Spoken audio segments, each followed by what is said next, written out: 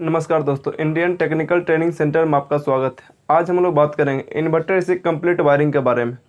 आज हम लोग सीखेंगे जो इन्वर्टर एसी होता है मेरा मेन पावर सप्लाई से लेकर के स्टेबलाइजर हो गया, स्टेबलाइजर मेरा इंडोर हो गया, आउटडोर हो गया, इसका कनेक्शन किस तरीक़ा से करते हैं।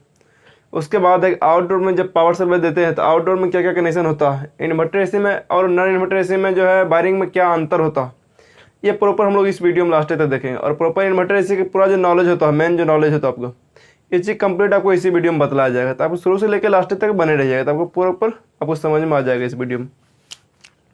सबसे पहले यहाँ पर फिगर पहले से हम लोग बना के रखें ताकि वीडियो आपको टाइमिंग कम लगे, है कि नहीं, और आसानी से आपको समझ में भी आ जाए। तो इसमें देखेंगे तो सबसे पहले ये जो लकीर दिया है समझ लीजिए पहला पॉइंट कि यहाँ पर जो लकीर दिया हुआ है जो डॉट का निशान, इसके ऊपर मेरा क्या चाहिए इंडोर यूनिट IDU, ठीक ना, उसको क्या चीज़ बोलते हैं इंडोर यूनिट। और लकीर के नीचे जितना भी दिया हुआ मेरा ODU आउटडोर यूनिट, ठीक ना, आउटडोर यूनिट, इंडोर यूनिट, यानी कि ये पूरा इंडोर यूनिट का हो गया और ये मेरा आउटडोर यूनिट का हो गया। अब समझिए मेन पावर सप्लाई से हम बतलाए थे कि शुरू से मेन पावर सप्लाई से लेकर कनेक्शन बतलाएंगे। तो इसमें देखिए इन्वर्टर एसी में इन्वर्टर मेन अंतर क्या होता, जो कंप्रेसर रहता, कंप्रेसर में DC हो जाता। उसके बाद एक नॉन इन्वर्टर में क्या होता, नॉन इन्वर्टर एसी में उसमें AC compressor directly common running starting करेंगे, कैपेसिटर लगा करके डायरेक्टली हम स्टार्ट कर देंगे नॉन इन्वर्टर एसी में। जबकि वही अगर हम इन्वर्टर एसी की बात करें तो उसमें क्या होता है UVW, उसको XYZ कुछ भी मान सकते हैं, ABC, उसका कोई फुल फॉर्म नहीं होता UVW का। बहुत लोग आपको आप पूछते हैं UVW फुल फॉर्म क्या होता है, उसमें कुछ भी फुल फॉर्म नहीं होता, XYZ कुछ भी मान सकते हैं वहाँ पे। 3 फेज का कैसे बाइंडिंग होता RYB इस तरीक़ा से।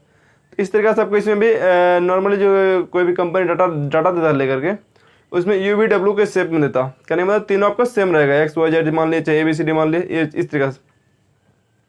तो वहाँ पे क्या चलेगा, जो UVW है इस कंप्रेसर मेरा DC कंप्रेसर होता है और 3 फेज DC बोला जाता है। जैसे नॉर्मली हम लोग क्या करते हैं कि AC की जब वायरिंग कर रही है 3 फेज AC के, जो अगर 3 फेज कोई भी मोटर आप लेते हैं तो उसका जब मान चेक करिए तीनों फेज क्या होता सेम तरीका से बाइंडिंग किया जाता है। तो नॉर्मली इसका भी सेम तरीका से बाइंडिंग किया हुआ रहता। तो इसमें जब मान आप चेक करिए तीनों का सेम वैल्यू बतलाएगा, तो ये चीज़ कंप्रेसर अंतर होता है। और दूसरा पॉइंट क्या अंतर होता है वायरिंग में, कम्युनिकेशन। नॉन इन्वर्टर एसी में किसी भी तरह कम्युनिकेशन नहीं होता, जबकि इन्वर्टर एसी में कम्युनिकेशन पे चलता, मेन यही अंतर होता।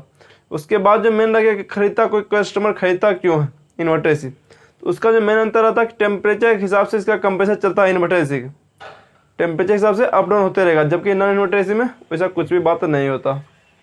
अब समझिए कि इसमें जो मेन पावर सप्लाई लेते हैं, सबसे पहले जब पावर सप्लाई लेंगे यहाँ से, उसके बाद कहाँ चला जाएगा, यहाँ से जब मेन पावर सप्लाई सबसे पहले कहाँ जाएगा स्टेबलाइजर में। तो स्टेबलाइजर क्या काम होता है ये चीज़ समझिए आप यहाँ पर। तो स्टेबलाइजर करता क्या चाहिए, सबसे पहला पॉइंट जो आपका चेकअप रहेगा मेन पावर सप्लाई ओके होना चाहिए, ठीक है। दूसरा पॉइंट समझिए यहाँ पे मेन पावर सप्लाई से लेकर कहाँ देंगे पावर सप्लाई, स्टेबलाइजर में इनपुट देंगे। अब स्टेबलाइजर में जब इनपुट पावर सप्लाई देंगे तो यहाँ से क्या होगा आउटपुट भी तो निकलेगा। अब समझते हैं स्टेबलाइजर क्या काम होता है। तो स्टेबलाइजर का जो काम होता है कि लो वोल्टेज आए या फिर हाई वोल्टेज आया, वोल्टेज कंट्रोल करके एसी को कितना वोल्टेज चाहिए हम लोग को 220 से लेकर के 240, तो उतना वोल्टेज मेरा क्या करेगा आउटपुट देगा वोल्टेज लेकर के। तो यहाँ पर स्टेबलाइजर पर लो वोल्टेज आया इनपुट, यहाँ पर क्या चाहिए बहुत सारा डिस्प्ले वाला ऑटोमेटिक वाला कैसे आता है, तो डिस्प्ले वाला, डिस्प्ले पर दोनों दिखलाएगा, कभी IP लिखवाएगा, IP इनपुट लिखाएगा, कभी OP मतलब आउटपुट लिखाएगा, मतलब इनपुट पावर सप्लाई इसमें जा रहा है कितना और आउटपुट निकल रहा है कितना, ये होता है। इनपुट मान लीजिए यहाँ पर कितना हो रहा है मैंने 150 वोल्टेज, आउटपुट कितना देगा 220 वोल्टेज, है कि नहीं। इनपुट हो रहा मान लीजिए 260 वोल्टेज, आउटपुट कितना देगा लेकर के 220 वोल्टेज, 230 वोल्टेज, 240 वोल्टेज, यानी कि वोल्टेज अप और डाउन दोनों को ये कंट्रोल कर लेता है। बस ये चीज़ ऑटो ट्रांसफार्मर उसमें लगा हुआ रहना चाहिए, ऑटो ट्रांसफार्मर। अब यहाँ जो मैं यानी समझ गए होंगे स्टेबलाइजर क्या काम होता है, वोल्टेज को कंट्रोल करने का काम करता है। वोल्टेज हमको जितना चाहिए उसके अनुसार ये मेरा स्टेबलाइजर प्रॉपर वोल्टेज बना के देता। तो स्टेबलाइजर से जब वोल्टेज यहाँ से निकलेगा कहाँ चला जाएगा, आप समझिए। पर नियम दिए थे कौन कौन सप्लाई, एक तो अर्थ दिए थे और एक लाइन दिए थे और एक मेरा न्यूट्रल दिए थे। अब यहाँ पर तीनों पावर सप्लाई दिए और तीनों पावर सप्लाई यहाँ से निकल गया था। अर्थिंग मेरा किस लिए दिया था, बॉडी यानी कि सेफ्टी के लिए। किसी कारण से जब कभी हम लोग कुछ कंपोनेंट सोल लेते हैं तो वो सटा के मेरे को रखेगा नहीं, वहाँ पर क्या करेगा झटका मार के हटा देगा, ये चीज़ करता। बाकी इसके बारे में यानी कि अर्थिंग प्रॉपर किस लिए दिया जाता है और कैसे काम करता है अर्थिंग, इसके लिए आप एक प्रॉपर एक अलग वीडियो बनाएंगे। तो यहाँ पर अर्थिंग क्या चाहिए, बॉडी में चला गया और बॉडी से देखिए अर्थिंग मेरा क्या चाहिए आउटडोर में चला गया। कनेक्शन आप समझिए पहले यहाँ जो हमें क्या चाहिए पता है, इंडोर में रहता है। तो यहाँ जो मेन पावर सप्लाई गया है कहाँ गया, पूरा इंडोर के पीसीबी में। अब इंडोर हम बॉडी में तो करंट लगाते नहीं ना जी, उसे क्या करते हैं, जो इंडोर में पीसीबी लगा होता है रिमोट कंट्रोल, तो पीसीबी में कनेक्शन करते हैं, तभी तो मेरा पूरा इंडोर काम करेगा ना। तो सबसे पहला मेरा कोई भी काम रहेगा किसी क्या चाहिए कि इन्वर्टर एसी रहे चाहे नॉन इन्वर्टर एसी रहे, सबसे पहला मेरा पीसीबी को ऑन करने के लिए आना चाहिए। तो पीसीबी को ऑन किस तरीके से करेंगे ये समझिए कि सबसे पहले क्या चाहिए, पीसीबी जो है मेरा, ये मेरा गया पीसीबी। अब पीसीबी को न्यूट्रल और फेज मिलना जरूरी है। पीसीबी कैसे जरूरी है, न्यूट्रल और फेज मिलना जरूरी है। जब न्यूट्रल और फेज मिल जाएगा पीसीबी मेरा ऑपरेट हो जाएगा। ये भी मेरा क्या चाहिए हो गया, पीसीबी, पूरा पूरा पीसीबी हो गया। अब यहाँ पर समझिए, तो यहाँ सबसे पहला पॉइंट जो लाइन रह गया, लाइन यहाँ पे और न्यूट्रल। बॉडी अर्थ तो बॉडी में देकर कस देंगे, बॉडी अर्थ मतलब सेफ्टी के लिए यहाँ से लेंगे एसी का बॉडी में, कहीं पर भी बॉडी में कस देंगे कॉपर की जगह। उसके बाद रह गया न्यूट्रल और फेज। तो न्यूट्रल पे एंड पावर लिखा हुआ रहेगा, वहाँ पर दे देना एंड पावर लिखा हुआ, यहाँ पर दे दिए न्यूट्रल। और उसके बाद देखिए सबसे पहला पॉइंट हम लोग क्या चाहिए, बॉडी अर्थ दिए, तो बॉडी से देखिए यहाँ से लेकर के आउटडोर दे दिए, आउटडोर का अर्थिंग पे दे दिए। यहाँ तक क्लियर है अर्थिंग का। अन्य अर्थिंग न्यूट्रल अर्थिंग जो मेरा क्या चाहिए, इंडोर को मिल गया और आउटडोर को मिला गया। अब रह गया मेरा न्यूट्रल। तो न्यूट्रल यहाँ देखिए, न्यूट्रल में इंडोर को चला गया और न्यूट्रल वहीं से एक ही पॉइंट से निकल करके कहाँ चला गया, ये जो है मेरा न्यूट्रल आउटडोर को चला गया। यानी कि न्यूट्रल कहाँ चला गया, इंडोर को भी गया और वहीं से मेरा आउटडोर को भी गया। न्यूट्रल डायरेक्ट हो गया नेगेटिव। अब रह गया पॉजिटिव। चलिए यहाँ से पॉजिटिव पकड़ते हैं। पॉजिटिव मेरा कहाँ इनपुट देना ये मालूम है कि नहीं। सबसे पहला पॉइंट क्या चेक करेंगे, जब मेरा फ्यूज दिया हुआ, फ्यूज जो दिया, इसी में हमेशा फ्यूज रहेगा ही रहेगा। याद कर ले, हमेशा जो मेरा फ्यूज लगता है फेज के कॉन्टैक्ट में ही फ्यूज लगता। तो यहाँ जो फ्यूज लगा हुआ ठीक ना, तो हम लोग मल्टीमीटर क्या करेंगे, हम लोग एक बार अगर पावर सप्लाई सही देना तब, नॉन इन्वर्टर है चाहे इन्वर्टर रहे, तो यहाँ पे क्या करना, मल्टीमीटर कंटिन्यूटी रेंज में सेट कर लेना है। और एक मल्टीमीटर पहले क्या, मल्टीमीटर को पहले आपस में चेक करेंगे मेरा मल्टीमीटर सही है कि नहीं। उसके बाद क्या करेंगे, मल्टीमीटर के एक लीड को फ्यूज पे रखेंगे और दूसरे लीड को रिले के दोनों पॉइंट पर बारी बारी से रखेंगे। अब मल्टीमीटर के एक लीड को फ्यूज पे रखें, दूसरे लीड को बारी बारी से दोनों पॉइंट पर रखेंगे, रिले के दोनों पॉइंट पे। जिस पे कंटिन्यूटी देगा मेरा, वो मेरा क्या हो जाएगा, इनपुट पावर सप्लाई। तो यहाँ पर जो इसका कनेक्शन मेरा क्या चल रहा था, अंदर अंदर मेरा क्या हुआ रहता है, फ्यूज से क्या हुआ रहता है। इसलिए हम लोग मेन पावर सप्लाई डायरेक्टली यहाँ पे इनपुट दे दिए। क्लियर है वहाँ पे एल। अब यहाँ पे इनपुट दिया तो मेरा यहाँ से आउटपुट भी निकलेगा पावर सप्लाई। जब यहाँ से आउटपुट पावर सप्लाई निकलेगा तो कहाँ चला जाएगा, आउटडोर को, यानी कि इंडोर को गया और वहाँ से निकल कर आउटडोर गया। अब यहाँ पर देखिएगा तो हम शुरू से क्या चाहिए बतलाएं कि इंडोर को नेगेटिव मिल गया और इंडोर को पॉजिटिव भी मिल गया और अर्थिंग मिल गया, पीसीबी तो ऑन हो गया, हो जाएगा। अब यहाँ पे क्या चाहिए, एक्स्ट्रा एक वायर कम्युनिकेशन। जब नेगेटिव भी आउटडोर को चला गया, वहाँ से पॉजिटिव भी चला गया, अर्थिंग भी चला गया, तो ये जो वायर बचा हुआ, ये वायर, ये कौन सा वायर, यही मेरा जो एक्स्ट्रा वायर चलता है कम्युनिकेशन। अब का ये कम्युनिकेशन क्या होता, नॉर्मली समझिए, हम बोल रहे हैं आप समझ रहे हैं और आप बोल रहे हैं तो हम समझ रहे हैं, ये क्या हो गया, एक दूसरा में कम्युनिकेशन हो गया। यानी कि हम लोग क्या चाहिए, वॉइस मतलब वहाँ पे क्या चाहिए था, मतलब एक दूसरा समझना है कि नहीं। तो इन्वर्टर सिम क्या होता है, डबल पीसीबी होता, एक इंडोर का और एक आउटडोर का। तो हम इंडोर में कितना टेम्परेचर पर सेट किए, आउटडोर में कंप्रेसर कितना स्पीड में चलाएगा नहीं चलाएगा, कितना लोड पर चलाएगा नहीं चलाएगा, कैसे मालूम पड़ेगा। तो एक कम्युनिकेशन वायर के जरिए ही मालूम पड़ता है कि मेरा आउटडोर कितना, यानी उसका आउटडोर कंप्रेसर का आरपीएम कैसे कंट्रोल होगा। मेन होता है आरपीएम, कितना आरपीएम पे कंप्रेसर को चलाना है, ये चीज़ समझिए। तो एक कम्युनिकेशन वायर के जरिए चलता। तो यहाँ पर वही मेरा कम्युनिकेशन, ये वायर एक्स्ट्रा निकला, यानी एक्स्ट्रा जो भी वायर निकला पीसीबी से मेरा वो चल जाएगा, ये कम्युनिकेशन हो जाएगा। तो यहाँ से कम्युनिकेशन का वायर निकला और डायरेक्टली कहाँ चला गया, आउटडोर पे। पहला पॉइंट अभी यहाँ पर ध्यान ये रखिए, जो मेरा इंडोर पे है, देखिए एक लाइन में लिख दिए हैं, एक तो यानी 1 2 3 4, यानी कि लाइन न्यूट्रल कम्युनिकेशन अर्थ, ये हमेशा इसी शेप में चलता है। यहाँ पर भी देखिए लाइन न्यूट्रल कम्युनिकेशन और अर्थ इसी शेप में लगा है। तो आपको यही चीज़ ध्यान देना, कम्युनिकेशन देखिए नॉन इन्वर्टर में क्या होता था, न्यूट्रल को लाइन पर, लाइन के न्यूट्रल पर लगा दिए, कोई दिक्कत नहीं होता था। बाकी यहाँ पर इन्वर्टर इसी में जो आपको करना है, जो मेरा लाइन रहेगा अगला के लाइन पे ही, मतलब ये मेरा इंडोर का कनेक्टर हो गया और ये मेरा आउटडोर का कनेक्टर हो गया। जब इन्वर्टर से वायरिंग करिएगा तो वहाँ पे क्या होगा, जो नेगेटिव है आउटडोर के नेगेटिव पे ही जाना चाहिए। जो पॉजिटिव है वो मेरा आउटडोर को पॉजिटिव पे ही जाना चाहिए, मतलब जो फेज है फेज पे ही जाना चाहिए, कम्युनिकेशन है कम्युनिकेशन पे ही जाना चाहिए। तो यही चीज़ आपको ध्यान देना है, यानी कि ये जो लाइन है लाइन लाइन पे जाएगा, न्यूट्रल न्यूट्रल पे कम्युनिकेशन, कम्युनिकेशन पे अर्थ, अर्थ पे, इसमें चेंजिंग नहीं होना चाहिए। क्लियर ना? ये चीज़ है कम्युनिकेशन का वायरिंग। और हम लोग को इन्वर्टर सिर्फ इतना ही वायरिंग करना होता है, इसके अलावा वायरिंग एक भी नहीं करना पड़ता, क्योंकि पहले सारा वायरिंग किया हुआ रहता, आपको वायरिंग करने का जरूरत नहीं है। तो सिर्फ यही वायरिंग आपको कुछ गलत कर दीजिएगा, मानिए कि न्यूट्रल को कम्युनिकेशन में, कम्युनिकेशन को न्यूट्रल में कर दिए, तो वहाँ पर कम्युनिकेशन क्लियर आ जाएगा। कम्युनिकेशन के हम अलग से ही मतलब आधा घंटा 1 घंटा का वीडियो प्रॉपर बनाए हुए हैं। तो कम्युनिकेशन कैसे चेक करते हैं प्रॉपर आप उसको चेक करें। मेन आपको एक तरीका बता दे रहे हैं सिंपल में, जो मेन है मेरा चेक करने का, न्यूट्रल और कम्युनिकेशन, जो न्यूट्रल और कम्युनिकेशन है यहाँ पे, न्यूट्रल और कम्युनिकेशन, इस दोनों जब चेक करिएगा तो वहाँ पर डीसी वोल्टेज चेक करना, जो 0 से 25 वोल्ट फ्लक्चुएशन में बतलाना चाहिए।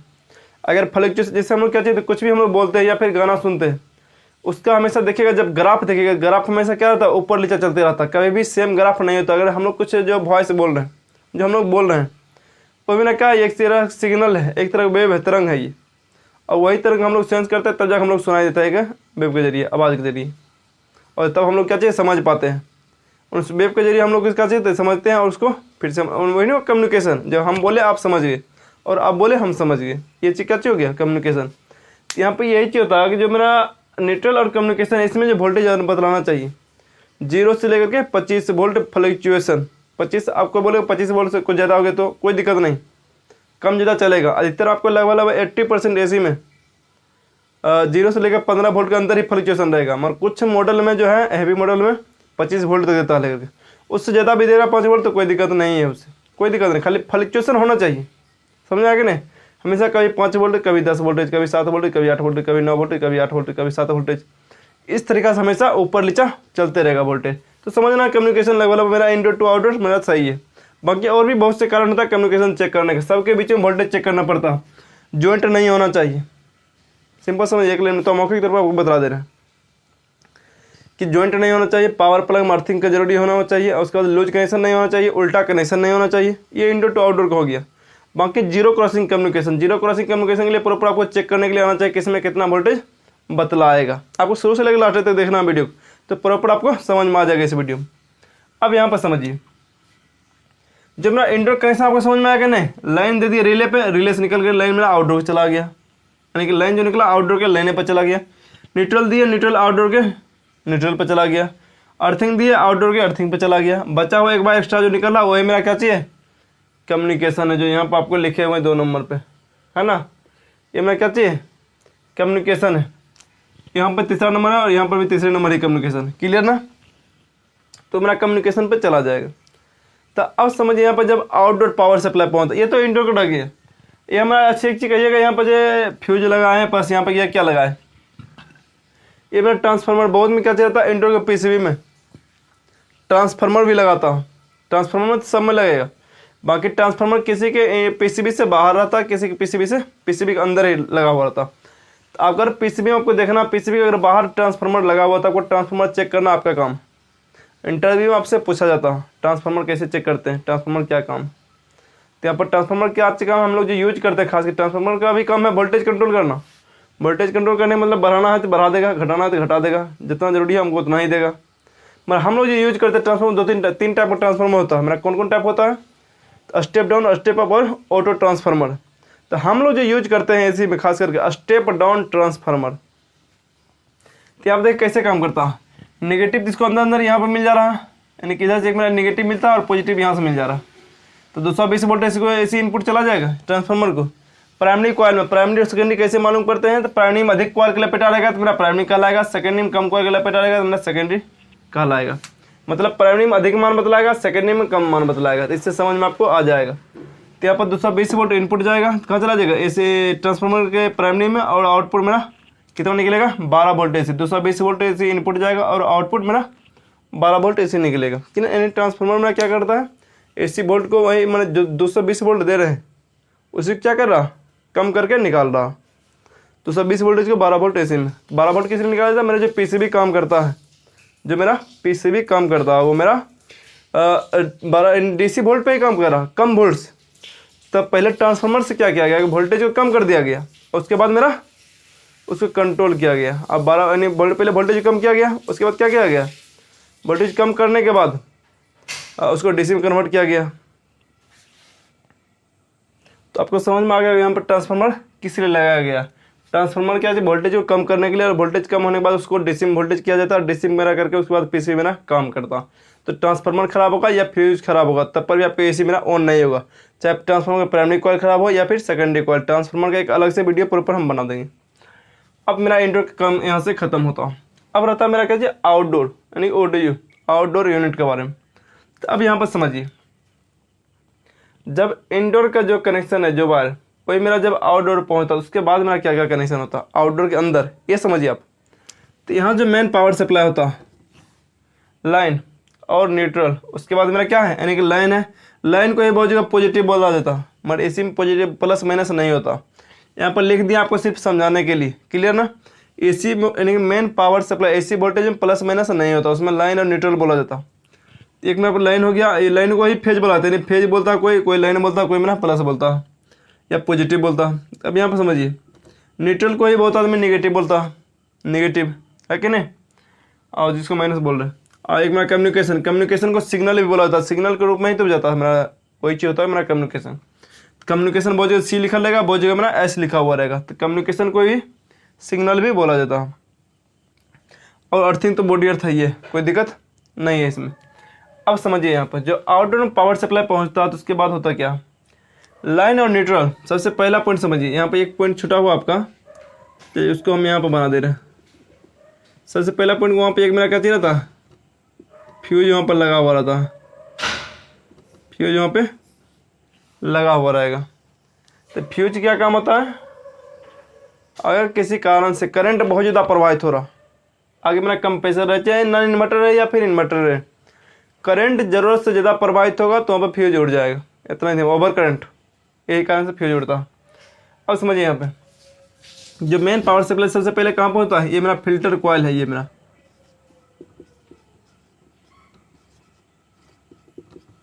Filter coil. तो फिल्टर कॉइल में पहुंचता तो इसका काम क्या होता है, तो फिल्टर कॉइल का जो काम है, किसी कारण से high voltage low voltage fluctuation, मतलब कि कभी हाई वोल्टेज आए कभी कम वोल्टेज आए, कभी यानी वोल्टेज अप डाउन होना। तो वोल्टेज किसी कारण से अप डाउन होकर आएगा तो मेरा क्या करेगा, उसको कंट्रोल करेगा प्रॉपर। ये मेरा आउटडोर का प्रॉपर पीसीबी के ये देखिए, ये अगर आप नहीं भी जैसे जो एसी रिपेयर करते हैं तो उस इतना नहीं भी जानेगा तब पर भी चलेगा, कोई दिक्कत नहीं है।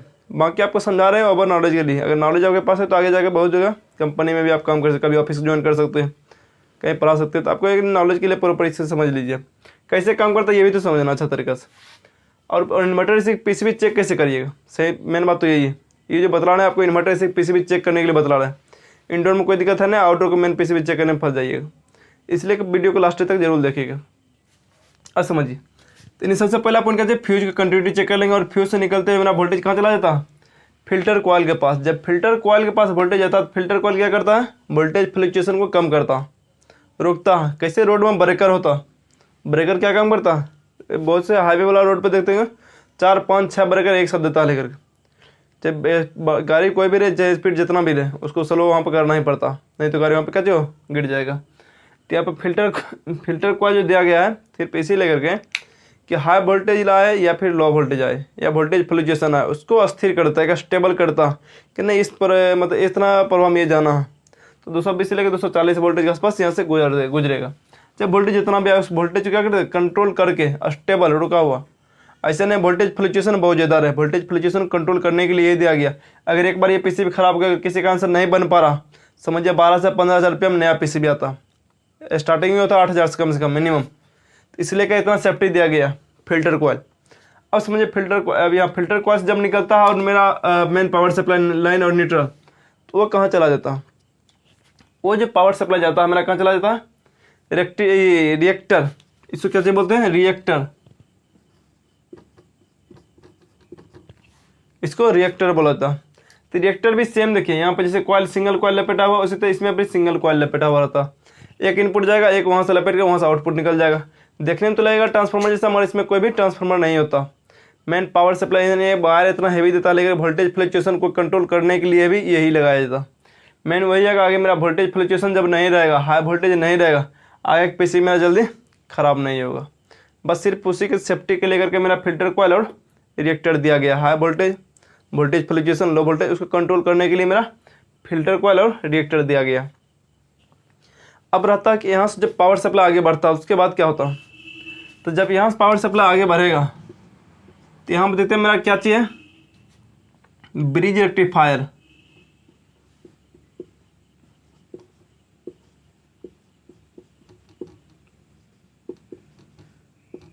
ब्रिज रेक्टिफायर, ये दोनों एक साथ है, ब्रिज रेक्टिफायर। तो अब यहाँ ब्रिज रेक्टिफायर क्या काम होता है, ये मेरा सबसे पहला ये समझ लीजिए। ब्रिज रेक्टिफायर ये हमेशा 4 डायोड मिलकर बनता। ब्रिज रेक्टिफायर 4 डायोड मिलकर ब्रिज रेक्टिफायर बनता। इसका काम क्या होता है, डायोड को बोलेगा, डायोड काम क्या होता है, एसी वोल्टेज को डीसी वोल्टेज में कन्वर्ट करने का जो काम करता है मेरा डायोड ही करता है। यहाँ पे इंडोर में जो बतलाए हैं ट्रांसफार्मर, यहाँ जो 12 वोल्ट एसी निकलता है उसके बाद कहाँ जाता है, ये डायोड में ही जाता है। डायोड में जाता है, डायोड में क्या करता है, 12 वोल्ट एसी का 12 वोल्ट डीसी में कन्वर्ट करता है। यही चीज़ वहाँ पर डायोड काम करता, तब जाकर मेरा पीसीबी मेरा ऑन होता। ये चीज़ समझ लीजिए। तो यहाँ पर भी 4 डायोड मिल क्या करेगा, उस एसी वोल्टेज को डीसी वोल्ट में कन्वर्ट करेगा। एक आईसी की तरह बनाता है और इस तरीके से 4 लेग निकला हुआ रहेगा। जब पीसीबी प्रैक्टिकली क्लास में करवाते हैं तो वहाँ पर प्रॉपर दिखलाते हैं। तो आप लोग क्या चीज़ करना है, इसका ऐसे वीडियो डाल देंगे, प्रॉपर प्रैक्टिकल वीडियो है इसका डाल देंगे। अब यहाँ पर समझिए, मेन जो पावर सप्लाई है, यानी कि 4 पिन जब रहेगा तो आपको याद रखना कि जब बीच वाला 2 पिन रहेगा, बीच वाला 2 पिन वो मेरा एसी सप्लाई इनपुट रहेगा। जो मेन पावर सप्लाई एसी, वहाँ पे एसी वोल्टेज रहता है और साइड वाला पे डीसी वोल्टेज। इसीलिए यहाँ पे एसी चिन्ह लगाएं। एसी वोल्टेज चिन्ह कैसे होता है, इस तरीके से एसी वोल्टेज होता है और डीसी वोल्टेज का डायरेक्ट आता। तो उसमें प्लस माइनस बोला था, एसी वोल्टेज में प्लस माइनस नहीं, डायरेक्टली उसका चिन्ह दिया जाता। अब यहाँ पर समझ गए कि बीच वाला दोनों पिन पे एसी वोल्टेज इनपुट होगा कितना, वो भी 220 वोल्ट एसी, और यहाँ पे इनपुट होगा। और यहाँ जब निकलेगा साइड से कितना 200, यानी कि निकलेगा लगभग, यानी आगे जो मेरा कैपेसिटर लगा हुआ निकलेगा 220 वोल्टेज। बहुत बार क्या होता है 1.414 से गुना कर दीजिएगा, यानी 1.414 से गुना कर देना है इनपुट पावर सप्लाई में। इतना अगर नहीं भी करेगा तब पर भी चलेगा। इतना समझ लिया, अगर आगे कैपेसिटर लगा हुआ है तो 100% यहाँ पर जो वोल्टेज बतलाएगा, यानी 100 वोल्टेज का अंतराल लगभग वो बतलाएगा। मान 220 जा रहा है तो वहाँ पर कितना वोल्टेज आएगा, 200 यानी 320 वोल्टेज के आसपास। एवरेज जो यहाँ पर मिलता है, कितना वोल्टेज मिलता है, 200 कैपेसिटर के पास। यानी कि यहाँ जब आउटपुट निकलेगा वो मेरा कैपेसिटर पर जाता है और कैपेसिटर से मेरा आगे बढ़ता। कैपेसिटर पर जैसे वोल्टेज गया मतलब कैपेसिटर मेरा चार्ज हो गया। तो यहाँ पर वोल्टेज कितना हो जाता है, 280 वोल्ट से लेकर के 325 वोल्ट डीसी। याद रखना, डीसी रेक्टिफायर क्या करता है, एसी वोल्टेज को डीसी में कन्वर्ट करता हूँ। तो अब यहाँ जो वोल्टेज निकलेगा मेरा वो कहाँ चला जाएगा, कैपेसिटर पे। जब कैपेसिटर पे पावर सप्लाई जाएगा तो यहाँ पर कैपेसिटर मेरा क्या चाहिए था, बूस्ट होता है। यहाँ पे कैपेसिटर कौन सा लगा हुआ था, डीसी कैपेसिटर। याद कर लेना, यहाँ पे मेरा क्या चाहिए था, डीसी कैपेसिटर बोलेंगे। तो यहाँ पर लिख ही दे रहे हैं ताकि आपको फिगर लेने में या फिर फिगर बनाने में आपको सुविधा रहे। डीसी कैपेसिटर, यहाँ पर लिखा हुआ था हाई वोल्टेज डेंजर एरिया, है कि नहीं, आपको छूना नहीं है। आप बहुत ज़्यादा चार्ज रहता है, यानी मेन पावर सप्लाई निकालने के बाद भी यहाँ पे चार्ज रहता। तो आपको पीसी में कभी भी इन्वर्टर से पीसी भी रहेगा, पीसी में डायरेक्टली टच नहीं करना, इसलिए उसका कैपेसिटर बहुत ज़्यादा चार्ज रहता है। सटाते ही आपका हाथ फाड़ देगा और बहुत जोर का झटका देता। तो यहाँ पर समझ लिया, यहाँ पे जो मेरा इन्वर्टर कैपेसिटर है, कैपेसिटर कितना वोल्टेज 280 से लेकर के 325 वोल्टेज डीसी। तो जब यहाँ से निकलेगा हमारा वोल्टेज तो कहाँ चला जाता है, मेन आईसी में। यहाँ पर आईसी में मेरा ढेर सारा पिन बना हुआ रहता है। ये पिन इस तरीके से निकला, इधर से निकला हुआ नहीं रहता, सिर्फ समझाने के लिए आपको इधर से निकाले। जबकि पिन मेरा बायां दायां साइड इसमें निकला हुआ रहता है। ये वाला मेन एसी का आईसी, इसको IPM IC या फिर IGBT बोला जाता है। इसमें मेन पावर सप्लाई भी आता है, ढेर सारा पिन निकला हुआ, ऐसा नहीं कि खाली डीसी पावर सप्लाई आ रहा है, इसमें एसी पावर सप्लाई भी आता। तो जब यहाँ पर पावर सप्लाई जाएगा मेन आईसी में, तो आईसी क्या होता है, कैसे बोलते हैं, दिमाग। जिस हम लोग जो सोचते हैं या फिर कुछ बोलते हैं, जो भी प्रोग्राम है मोबाइल में कैसे था, एक ही बटन से ढेर सारा काम करते हैं, एक ही मोबाइल से सारा काम हो जा रहा, सारा प्रोग्राम उसमें लोड किया हुआ, उसके हिसाब से मेरा प्रॉपर काम कर रहा। यही चीज़ आईसी सारा काम करता, जो मोबाइल हो गया, लैपटॉप हो गया, हर एक चीज़ मेरा जो आईसी होता, जो दिमाग होता, दिमाग काम करता तभी तो हाथ पर चलेगा ना। तो यहाँ पे यही चीज़ होता, जब मेरा एसी रहता हम लोग रिमोट दबाते हैं, कौन फंक्शन कैसे काम करेगा, वहाँ तो काम कर गया, उसके अंदर भी ऐसे लगा हुआ। और उसके हिसाब से आउटडोर कंप्रेसर का आरपीएम, मतलब कंप्रेसर कितना स्पीड में चलेगा इन्वर्टर एसी में, वो कैसे सेट होगा। तो कम्युनिकेशन के जरिए इसको इन्फॉर्मेशन मिलेगा और उसी इन्फॉर्मेशन को सेंस सारा यही करेगा। फिर सेंसर को कितना वोल्टेज देना और बाहर का टेम्परेचर कितना, रूम का टेम्परेचर कितना, सारा सेंस करने का काम यही चीज करेगा। सारा डाटा मतलब इसी के पास कैलकुलेट होता है, तब जाके मेरा प्रॉपर एसी काम करता है। अगर ये खत्म हो गया समझिए एसी मेरा काम खत्म हो गया, इन्वर्टर से फिर काम नहीं करेगा। यहाँ पर समझिए मेन आईसी समझ गया, आईसी क्या होता है, पूरा दिमाग होता है। तो यहाँ मेन पावर सप्लाई जब आईसी को मिल जाता है, अब रहता है आईसी मेरा क्या करता है, कंप्रेसर को चलाता है। कंप्रेसर को कितना आरपीएम पे चलाना, तो नॉर्मली जो यहाँ से वोल्टेज निकलता है, यहाँ पर अधिकतर लगभग 90% पीसीबी में क्या रहता है, पीसीबी में ये पीसीबी है पूरा, तो पीसीबी खाली ये पीसीबी से बाहर है, ये पीसीबी से बाहर है, बाकी ये सब के सब यहाँ से पीसीबी ही है। ये जो बतलाना है आपको वायरिंग कहीं पर करना है नहीं, कहीं पर नहीं करना, ये पीसीबी में किया हुआ रहता, आपको कभी करना ही नहीं, सिर्फ यहाँ पर करना, इसका भी नहीं करना, यहाँ पर जाके लगा हुआ, यहाँ पर जाके लगा हुआ, कोई दिक्कत नहीं रहता, वायरिंग करना है नहीं। उसके बाद जहाँ पर लगेगा ना यहाँ पर भी टर्मिनल रहता, तो यहाँ पर भी वायरिंग नहीं करने की जरूरत। तो आपको याद करना, खाली समझने के लिए स्टेप बाय स्टेप समझिएगा, एक बार नहीं 2 बार देखना वीडियो, एकदम समझ में आ जाएगा, कोई दिक्कत नहीं है। बाकी जो छोटा बड़ा जो भी रहेगा क्वेश्चन आप क्लास में, अपना लाइव क्लास में वहाँ पे पूछ सकते हैं, कोई दिक्कत नहीं।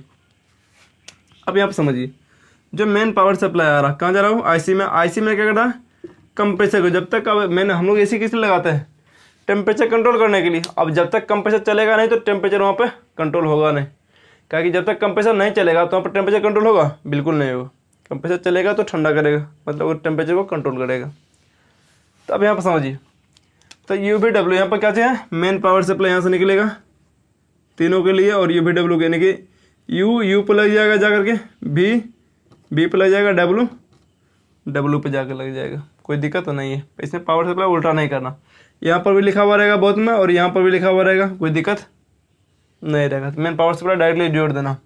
अब रहेगा वोल्टेज कैसे चेक करेंगे, सबसे पहले हम बतलाते हैं आपको शुरू से लेकर के, शुरू से इनपुट पावर सप्लाई और यहाँ से आउटपुट पावर सप्लाई चेक कर लेना। आउटपुट यहाँ पर चेक कर लिया मेरा, यहाँ पर चेक कर लेना। उसके बाद कहाँ पर चेक करना, फ्यूज चेक कर लेना, फ्यूज मेरा सही है कि नहीं है। दूसरा पॉइंट देखिए, आउटडोर पहुँचते ही सबसे पहला पॉइंट क्या करना है, फ्यूज चेक करना। दूसरा पॉइंट रेक्टिफायर पर वोल्टेज चेक करना, रेक्टिफायर पर वोल्टेज चेक करना, वो भी कौन सी, इनपुट और आउटपुट वोल्टेज। इनपुट 220 दे रहा था, आउटपुट डीसी वोल्टेज दे रहा कि नहीं दे रहा, ठीक है ना। इनपुट बीच वाला पिन पे, साइड वाला पे आउटपुट डीसी, याद रखना। फिर कैपेसिटर पर डीसी वोल्टेज देख लेंगे, यहाँ पे बूस्ट दे रहा कि नहीं दे रहा, कोई दिक्कत नहीं है, नहीं 280 से लेकर 325 वोल्ट दे रहा कि नहीं दे रहा। डायरेक्टली वहाँ पर जब चेक कर ली तो डायरेक्टली अब आता है उसके बाद कंप्रेसर पर वोल्टेज चेक करना। कंप्रेसर पर कैसे वोल्टेज चेक करते हैं ये भी समझ जाइए। ये इन्वर्टर सी ऐसा नहीं डायरेक्टली माइनस प्लस में लगा दे, चेक हो जाए, इसमें कोई भी माइनस प्लस नहीं होता। यहाँ पर समझिए, मल्टीमीटर एक लीड को जो कैपेसिटर है, कैपेसिटर के नेगेटिव सिरा पर रखेंगे, तथा दूसरे लीड को, मल्टीमीटर के एक लीड को कैपेसिटर के नेगेटिव सिरा पर रखेंगे, तथा दूसरे लीड को इस तीनों पिन पे, UVW के तीनों पिन पर 12/22 से रखेंगे। तो यहाँ पर कितना रहेगा, 150 से 200 वोल्ट DC बतलाएगा, याद रख लीजिए इन्वर्टर से। इस पे AC वोल्टेज भी आप चेक कर सकते हैं। AC वोल्टेज कैसे चेक करिएगा, मल्टीमीटर के एक लीड को 12/22 तीनों पिन पे UVW पर रखेंगे, और एक मल्टीमीटर के एक लीड को मेन पावर सप्लाई के नेगेटिव सिरा पर रखेंगे। नेगेटिव सिरा कौन है, ये वाला है ना। यहाँ पर चेक करेंगे, यहाँ पर भी क्या होगा, 150 से 200 वोल्ट यहाँ पर AC बतलाएगा, कोई दिक्कत नहीं है। इतना से चेक करना था, बाकी इसके लिए और भी आता है, UVW टेस्टर आता है कंप्रेसर चेक करने के लिए। अब कंप्रेसर कैसे चेक करेंगे ये भी चेक कर लीजिए। कंप्रेसर चेक करने के कंप्लीट वीडियो ही हम ऐसे बतलाए हुए हैं, किस तरीके से चेक करने के, लगभग 87 मिनट के प्रॉपर एक वीडियो चेक बनाया हुआ। ऐसा नहीं कंप्रेसर में चल रहा तो कंप्रेसर सही है कि नहीं। बहुत कैसे कंप्रेसर चल भी रहा तब पर कंप्रेसर मेरा खराब माना जाता, कैसे माना जाता उसके लिए हम प्रॉपर एक अलग से वीडियो बनाए हुए हैं, जो वीडियो आपको यूट्यूब पर मिल भी जाएगा। तो अब यहाँ पर समझिए, जो कंप्रेसर है मेरा, कंप्रेसर में सबसे पहले क्या चेक करना, सबसे पहला पॉइंट इन्वर्टर से जो चेक किया जाता, सबसे पहला पॉइंट क्या चेक किया जाता, इन्वर्टर ऐसे तीनों टर्मिनल पर रेजिस्टेंस, कंप्रेसर पे रेजिस्टेंस, मतलब वहाँ पे क्या चाहिए, ओम चेक करेंगे, ओम है कि नहीं, वहाँ पे ओम चेक करना। जो ओम रेजिस्टेंस चेक करेंगे तो रेजिस्टेंस में तीनों पे क्या चाहिए, आना चाहिए, सेम वैल्यू आना चाहिए, सेम। अब मान लीजिए जैसे 3 बाइंडिंग दिया हुआ UVW है ना, तो यू वी डब्ल्यू पर तीनों में क्या चलेगा, सेम वैल्यू, मानी यहाँ पर 2 दे रहा है, यू और भी के बीच में तो 2 देगा, यहाँ पर 2 और यहाँ पर भी 2। तो तीनों के बीच में सबसे पहला पॉइंट सेम वैल्यू होना चाहिए। ये हो गया मल्टीमीटर के जरिए चेक करने के लिए। दूसरा पॉइंट क्या चीज़ चेक करेंगे,